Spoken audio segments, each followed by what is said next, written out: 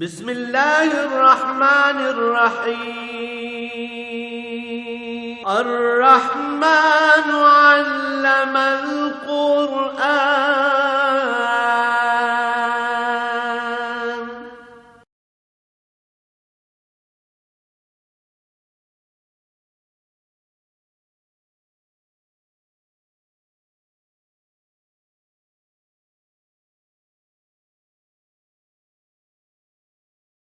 الحمد للہ رب العالمین والصلاة والسلام علی حبیبہ محمد وآلہ وصحبہ اجمعین۔ اعوذ باللہ من الشیطان الرجیم، بسم اللہ الرحمن الرحیم۔ افامن الذین مکروا السیئات یخسف اللہ بہم الارض او یاتیہم العذاب من حیث لا یشعرون او یاخذہم فی تقلبہم فما ہم بمعجزین او یاخذہم علی تخوف فإن ربکم لرؤوف رحیم۔ اولم یروا الی ما خلق اللہ من شیء یتفیأ ظلالہ عن الیمین والشمائل سجدا للہ وہم داخرون۔ وَلِلَّهِ يَسْجُدُ مَا فِي السَّمَاوَاتِ وَمَا فِي الْأَرْضِ مِن دَابَّةٍ وَالْمَلَائِكَةُ وَهُمْ لَا يَسْتَكْبِرُونَ۔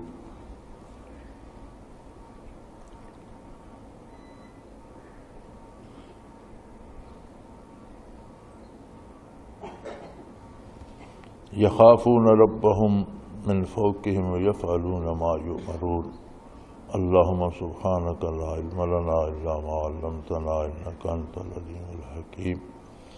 مولایا صلی وسلم دائما ابدا علی حبیبک خیر الخلق کلہم۔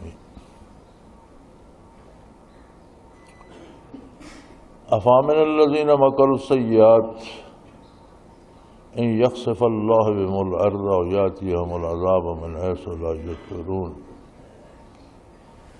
یہ لوگ جو الٹی تدبیریں سوچتے رہتے ہیں اور دین حق کے خلاف کوشاں رہتے ہیں، خود گمراہ ہیں، دوسروں کو گمراہ کرنے کی کوشش کرتے رہتے ہیں، کیا یہ تب ایمان لائیں گے جب اللہ کریم نے انہیں زمین سمیت کہیں دھنسا دیا؟ یعنی کیا یہ اس انتظار میں ہے کہ عذاب الہی آئے تو ایمان لائیں؟ جب عذاب آئے گا تو ایمان لانے کی فرصت کہاں ہوگی؟ یہ تو جہالت ہے کہ کوئی اس انتظار میں رہے کہ عذاب آئے گا تو پھر مانیں گے، جب عذاب آئے گا تو تباہ ہو جاؤ گے، پھر ماننے کی فرصت کہاں ہوگی؟ اور اللہ قادر ہے کہ ہنستے بستے شہروں کو زمین میں دھنسا دے، یا کوئی ایسا عذاب بھیج دے من حیث لا یشعرون جو ان کے گمان میں بھی نہ ہو، اس طرح کی کوئی مصیبت ڈال دے، چونکہ کفر کا انجام تباہی ہے اور اس کا اظہار دنیا میں بھی ہوتا رہتا ہے۔ آج کے مہذب اور بڑے ترقی یافتہ اور سائنسی اعتبار سے بہت آگے نکل گئے دور میں بھی آفات سماوی کو، یہ قدرتی مصیبتوں کو روکا تو نہیں جا سکتا۔ اب بھی جن کو اپنی ترقی کا بڑا دعویٰ ہے وہ نہ زلزلوں کو روک سکتے ہیں، نہ بارشوں کو روک سکتے ہیں، وہی اسباب جو زندگی کے ہوتے ہیں وہ موت کا سبب بن جاتے ہیں، تو اسے تمہاری سائنس کی ترقی روک تو نہیں سکتی۔ او یاخذہم فی تقلبہم فما ہم بمعجزین، چلتے پھرتے ہنستے بستے جاگتے کھیلتے کودتے انسانوں کو اگر تباہ کر دے تو کیا وہ اس تباہی کو روک سکتے ہیں؟ ہرگز۔ او یاخذہم علی تخوف، یا اللہ ان پر کسی قسم کا خوف مسلط کر دے، دشمن کا خوف، جنگ کا خوف، کسی انہونی بیماری کا خوف۔ کتنی ایسی عجیب و غریب بیماریاں ہیں جن کا کوئی تدارک نہیں کر سکتا اور جن سے ہر بندہ ڈر رہا ہوتا ہے، اور یہ سب اس لیے ہوتا ہے کہ کسی نہ کسی طرح یہ اللہ کے حضور توبہ کر لیں اور واپس آ جائیں، اور اگر کسی وجہ سے ڈر کر بھی توبہ کر رہے ہیں تو اللہ کو بڑی شفقت والا اور بڑا مہربان، بڑا رحم کرنے والا پائیں گے۔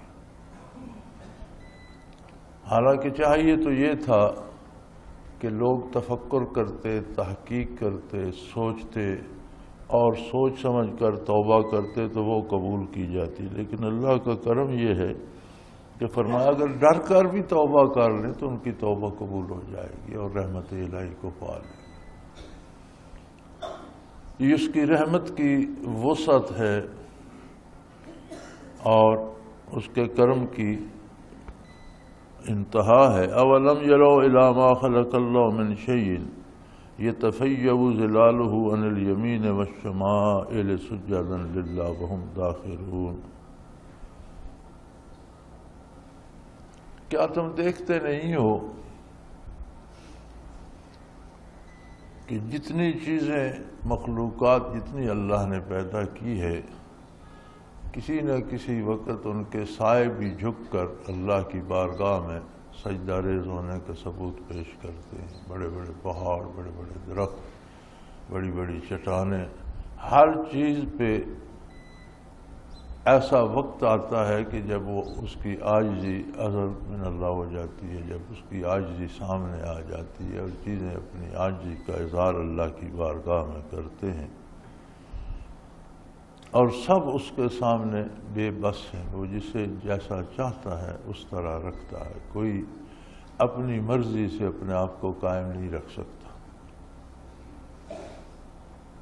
وَلِلَّهِ يَسْجُدُ مَا فِي السَّمَاوَاتِ وَمَا فِي الْأَرْضِ مِن دَابَّةٍ وَالْمَلَائِكَةُ هُمْ لَا يَسْتَكْبِرُونَ۔ اور اللہ کریم کے سامنے جو کچھ آسمانوں میں ہے وہ بھی سجدہ کرتا ہے، اور جو کچھ زمینوں میں ہے، خواہ کوئی جاندار بھی ہے، سب اس کے حکم کے سامنے سر تسلیم خم کرتے ہیں، اور کسی میں اکڑنے کی گنجائش نہیں ہے، کسی میں یہ جرت نہیں ہے کہ وہ اللہ کریم کے حکم کے سامنے اکڑ جائے اور اسے تسلیم نہ کرے۔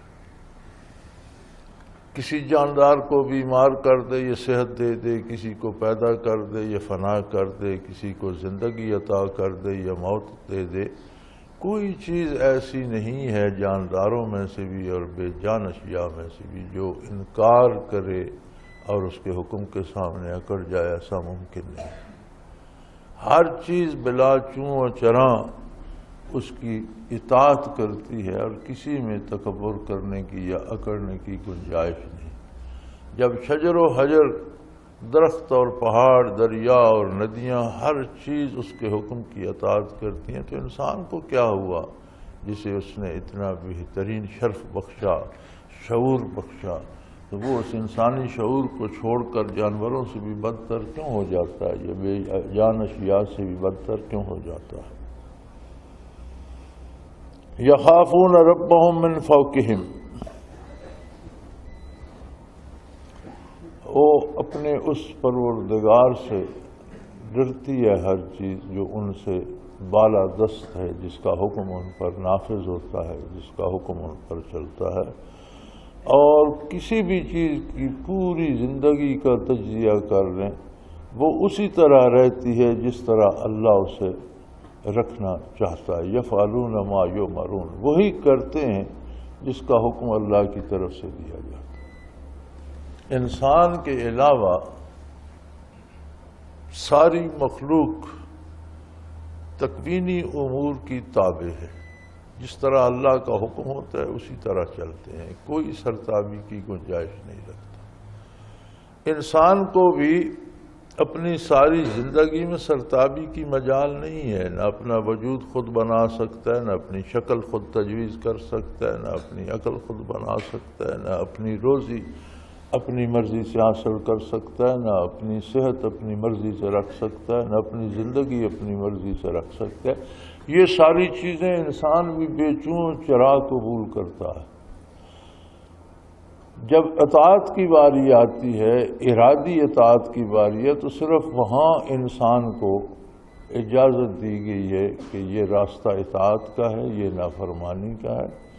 تمہیں یہ شعور دیا گیا ہے کہ تم عظمت الہی کا ادراک کر سکو، ہر فرد اپنی حیثیت کے مطابق اس کی شان سے واقف ہے۔ اب تم اس کی اطاعت کرنا چاہتے ہو یا نافرمانی، یہ تمہیں اختیار ہے۔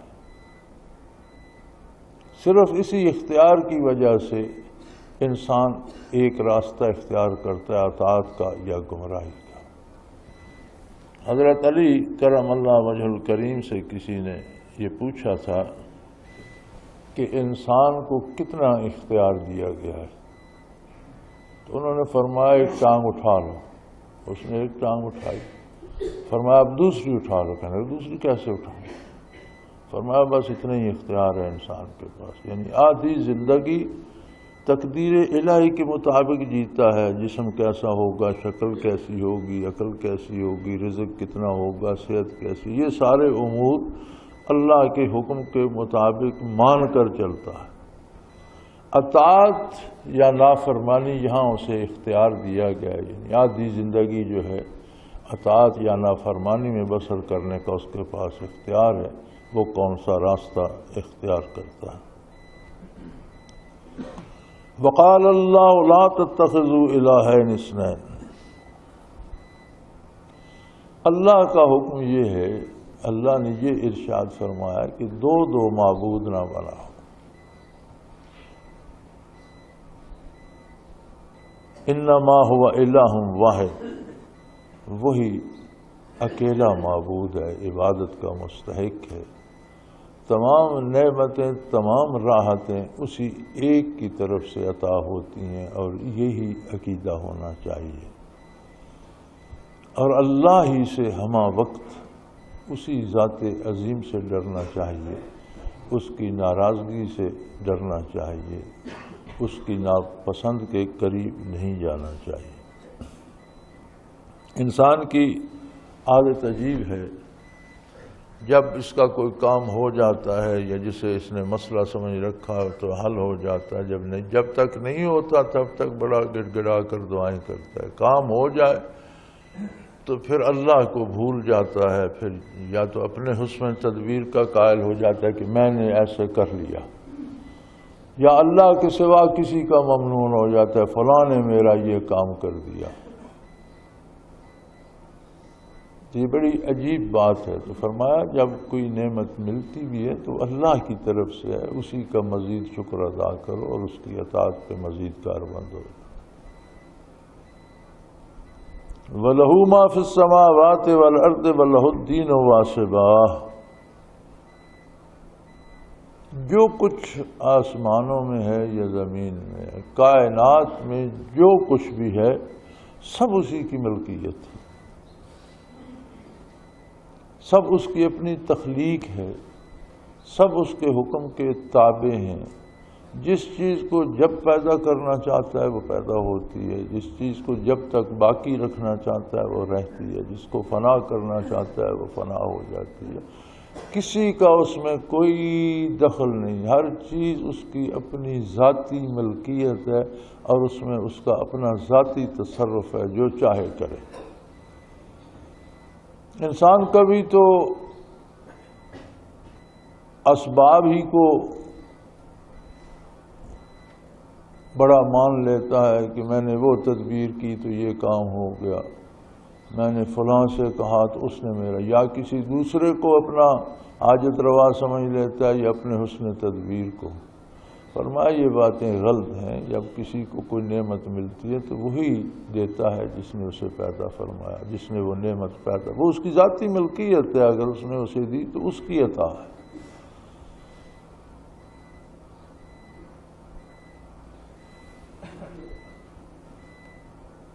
افغیر اللہ تتقون، انسان ہو کر اللہ سے نہیں ڈرتے اور مخلوق سے ڈرتے ہو، کمال بات۔ یعنی کبھی بیٹھ کر سوچو کہ کسی نعمت کو ضائع کرنا یا کوئی نعمت عطا کرنا یہ منصب ہے کس کا؟ یہ تو اللہ کا اپنا ذاتی منصب ہے، اس کا کام ہے، اس سے انسان نہیں ڈرتا۔ اور دوسروں سے، کبھی کسی حکمران سے، کبھی کسی بڑے سے، کبھی کسی اور سے، کبھی کسی سبب سے، دوسری چیزوں سے ڈرتا رہتا ہے، یہ نہ ہو جائے، وہ نہ ہو جائے۔ وَمَا بِكُم مِّن نِّعْمَةٍ فَمِنَ اللَّهِ، کوئی نعمت، زندگی ہے، علم ہے، دولت ہے، نیکی ہے، اچھائی ہے، کوئی بھی نعمت جو تمہارے پاس ہے وہ اللہ کی عطا ہے۔ گھر ہے، باہر ہے، اولاد ہے، جائیداد ہے، بڑائی ہے، عظمت ہے، حکومت ہے، کوئی نعمت جو کسی کے پاس ہے وہ محض اللہ کی عطا ہے۔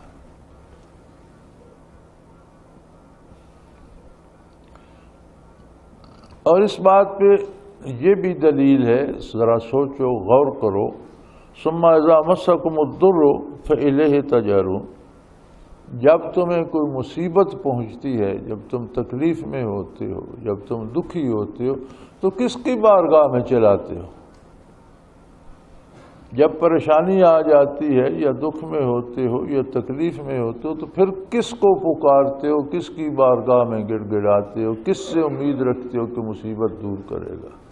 تو جب نعمت ملتی ہے تو پھر اس کا شکر ادا کیوں نہیں کرتے؟ پھر دوسروں کی طرف چل پڑتے ہو کہ اس نے میرا یہ کام کر دیا، اس نے مجھے یہ دے دیا، وہاں سے مجھے یہ مل گیا، یا میری اپنی لیاقت تھی یا عقل مندی تھی کہ میں نے یہ کام کر لیا۔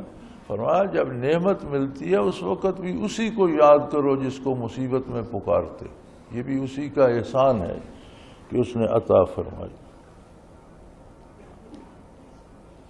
ثم اذا کشف الضر عنکم اذا فریق منکم بربہم یشرکون، اور جب وہ مصیبت دور ہو جاتی ہے، اللہ کریم دور فرما دیتے ہیں، تو پھر بہت سے لوگ ایسے ہیں جو اس کے عظمت کے قائل نہیں ہوتے بلکہ اس کے ساتھ دوسروں کو شریک کرنے لگتے ہیں، یعنی فلاں نے میری مصیبت دور کر دی، فلاں دوست میرے کام آیا، فلاں افسر نے میرا کام کر دیا، پھر دوسروں کے شکر گزار ہوتے ہیں یا اسباب کے قائل ہو جاتے ہیں کہ اس سبب سے ہو گیا۔ سبب بجائے خود کچھ نہیں ہوتا، سبب بھی مخلوق ہے اللہ کی اور اس میں تاثیر بھی وہی پیدا کرتا ہے۔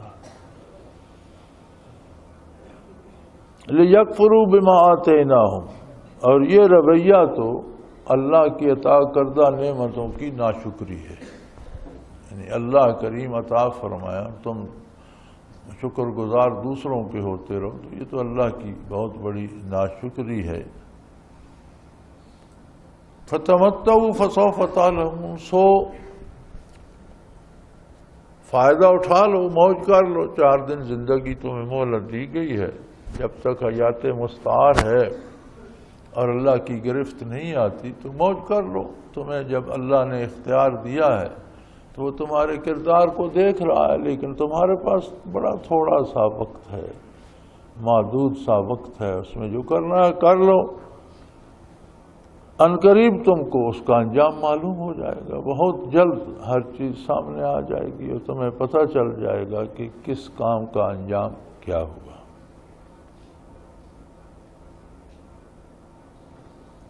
یجعلون لما لا یعلمون نصیبا مما رزقناہم،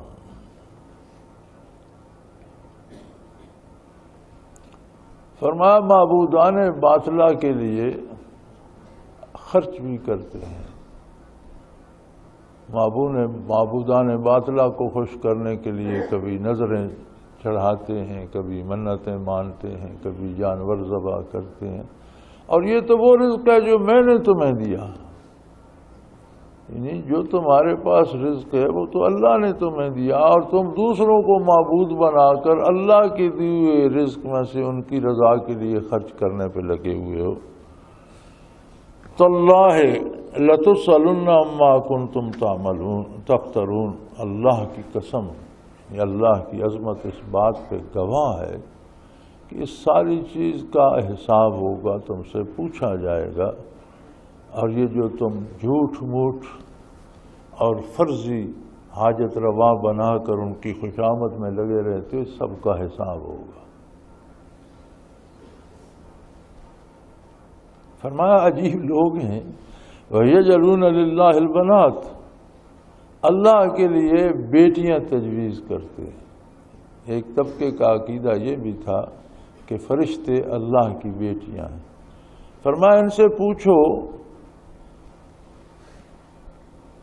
سبحانہ، وہ تو پاک ہے، ان سب چیزوں سے بالا تر ہے، وہ واحد ہے، احد ہے، لا شریک ہے، بیٹا بیٹی یا بیوی ہوگی تو جس کی اولاد ہوتی ہے وہ اسی کی جنس سے ہوتی ہے، اس سے کمزور بھی ہو تو بھی اسی والی صفات اس میں انسان کی اولاد انسان ہوتی ہے، جانور کی جانور ہوتی ہے، وہی صفات جس کی اولاد ہو اس میں بھی موجود ہوتی ہیں۔ تو وہ تو ایسا لا شریک ہے کہ اس کی ذات میں نہ کوئی شریک ہے نہ اس کی صفات میں کوئی شریک،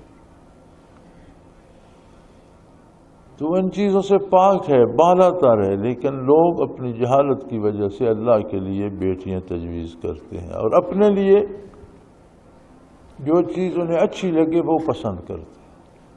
جب بیٹی کی بات آئے وَإِذَا بُشِرَ أَحَدُهُم بِالْأُنثىٰ ظَلَّ وَجْهُهُ مُسْوَدًّا وَهُوَ كَظِيمٌ، ان مشرکین کو دیکھو جب ان کے اپنے گھر سے خبر آئے کہ تمہارے بیٹی ہوئی ہے تو یہ دکھی ہو جاتے ہیں، پریشان ہو جاتے ہیں، حالانکہ بیٹی بھی تو اللہ کی دین ہے، بیٹا بھی اللہ عطا کرتا ہے۔ بعض بیٹیاں بہت خوش نصیب اور بہت نیک اور بہت اطاعت شعار ہوتی ہیں، بعض بیٹے بڑے گستاخ اور رسوا کرنے والے ہوتے ہیں۔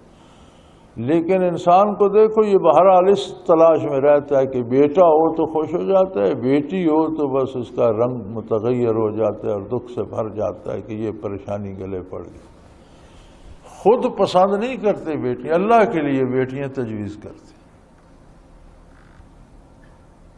اور اپنی بیٹی ہو جائے تو پھر یہ سوچتے ہیں کہ یار یہ تو بڑی ضلالت کی بات ہے، اب یہ ذلت برداشت کریں یا اسے زندہ ہی زمین میں گاڑ دیں۔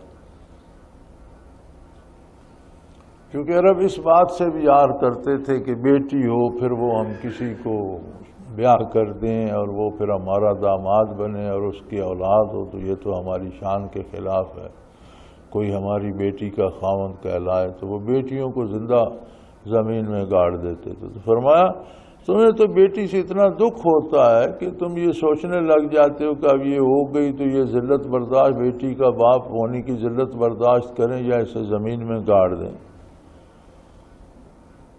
فرمایا جان لو تمہارے یہ فیصلے اور بیٹیوں کو ناپسند کرنا بھی اللہ کی ناشکری ہے۔ اولاد بیٹے ہوں یا بیٹی وہ اپنی طرف سے دیتا ہے۔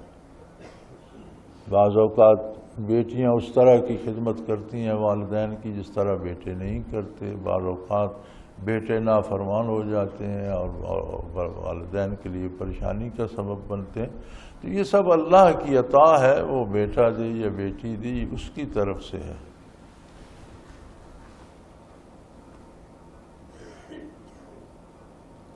لِلَّذِينَ لَا يُؤْمِنُونَ بِالْآخِرَةِ مَثَلُ السَّوْءِ،